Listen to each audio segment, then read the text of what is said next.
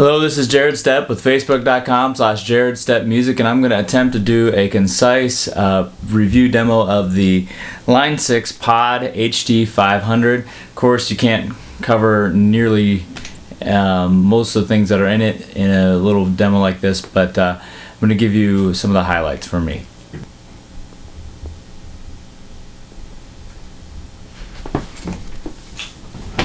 Alright, so there's the Pod HD500, and I'm playing through my Tom Anderson Mongrel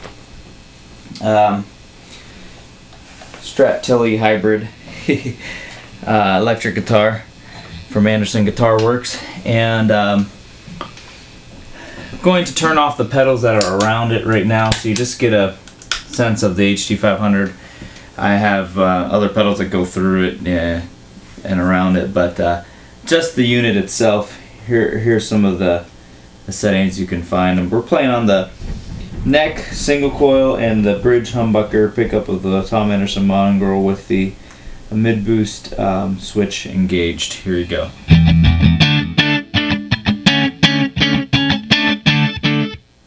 Oh, sorry, had the timeline delay on there.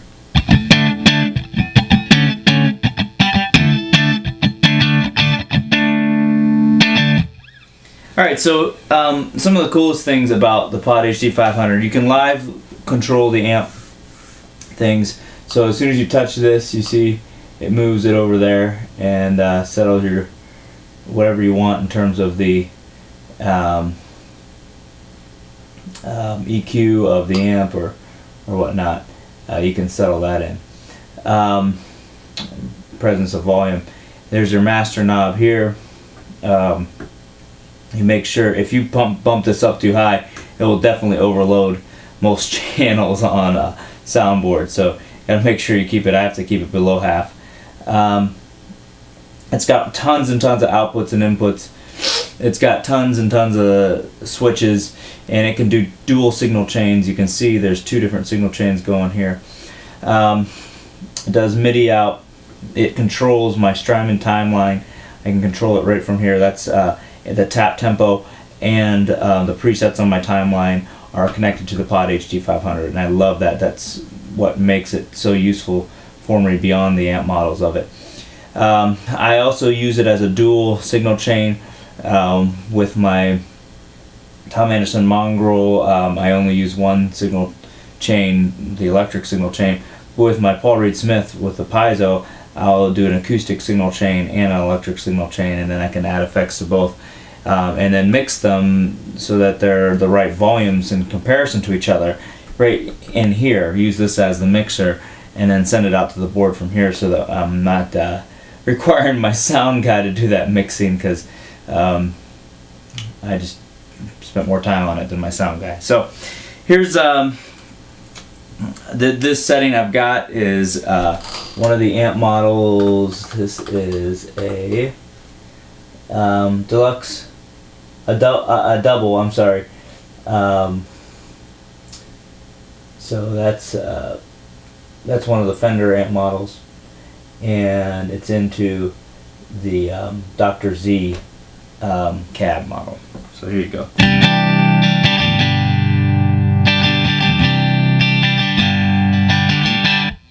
Let me give you the delay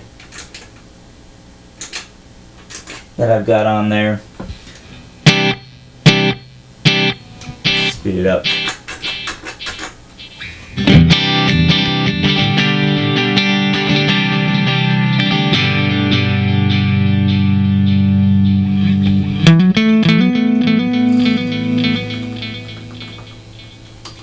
So that delay is tape echo. Dry. Now let's give you the particle verb reverb here.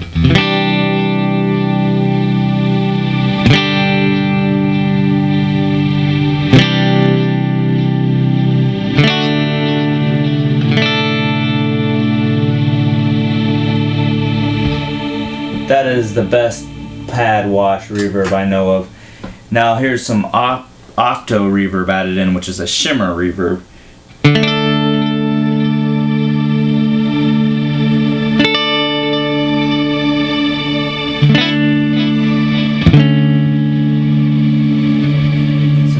all that shimmer stuff coming through as well. Alright, so I'm going to go to another setting here real quick. This one is a little more fun.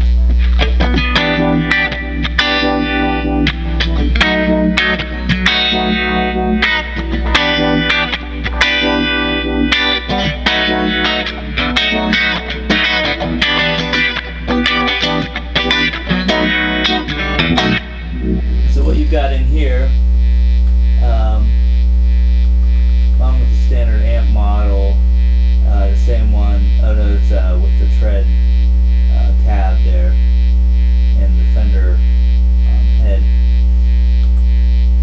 We've got a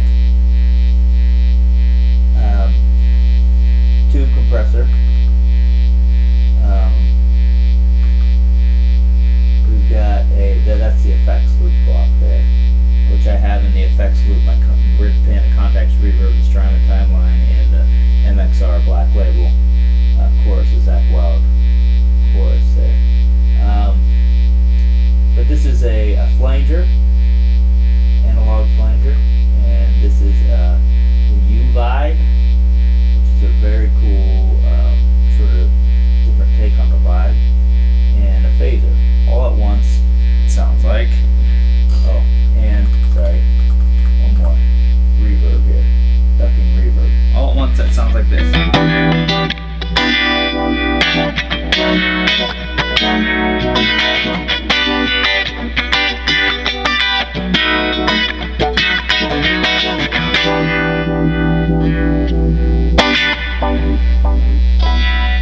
Very, very cool stuff. Okay. Oh, and that the timeline dark filter delay was in there too. So, all right. So that gives you some of the major options that this thing can do. Here's one of their stock settings.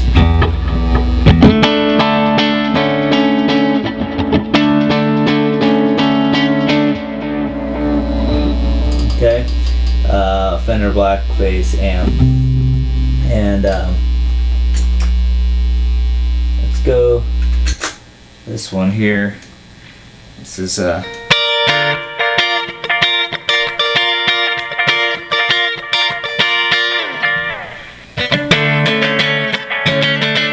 real simple setting.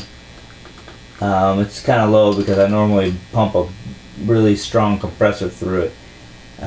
Here, let me throw that through real quick, just so you get the feel for what I'm talking about.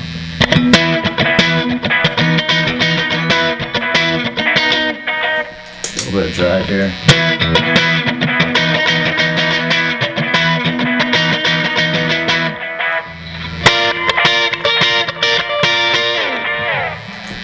Alright, so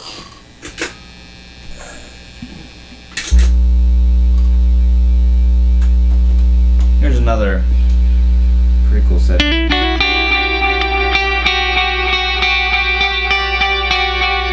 delay's not coming from the HD500.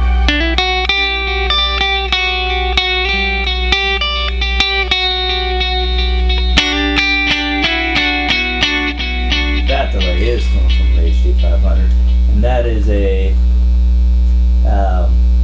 tape echo dry again.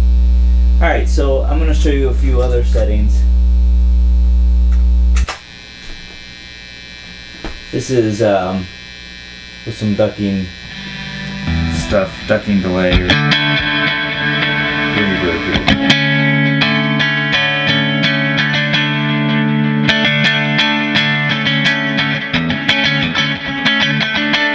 It's built to put some overdrives through, so here we go. I'm going to throw some overdrives through it.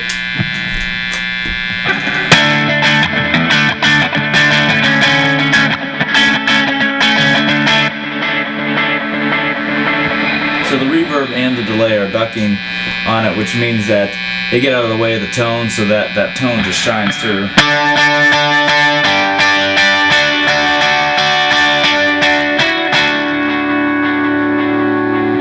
But then the delay and reverb come through afterwards to fill in the space. Okay, here's a V-Tron effect from the HD500, which is a really nice effect here. I'll leave the overdrives in.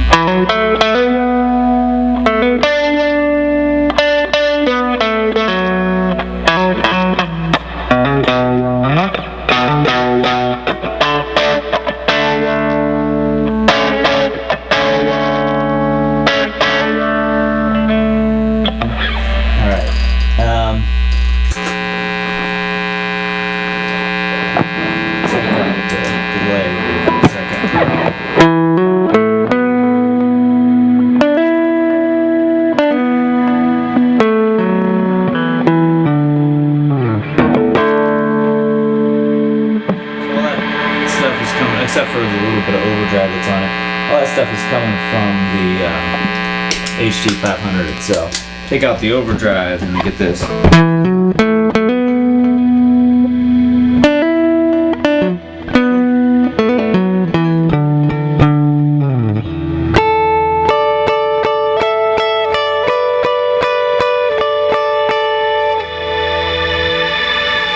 course, that is with the octo reverb, particle, verb, reverb. That delay is not in there, the reverse delay. But let me put it in real quick just so you know what that is.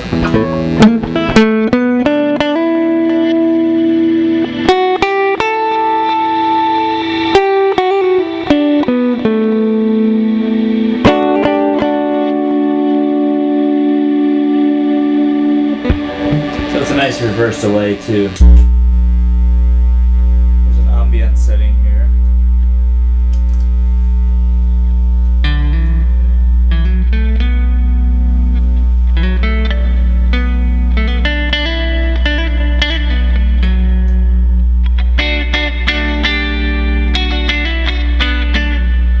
And that's meant to be used with the piezo as well.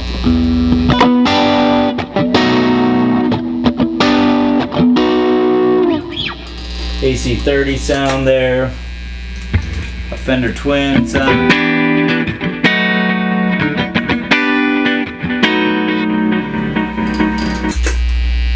and Fender Deluxe Reverb emulation.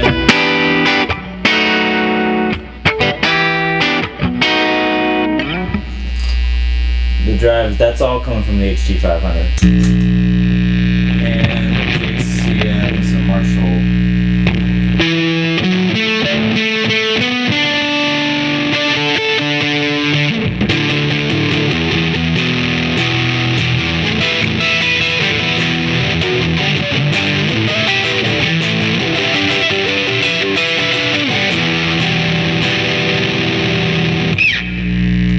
Alright, Marshall JCM.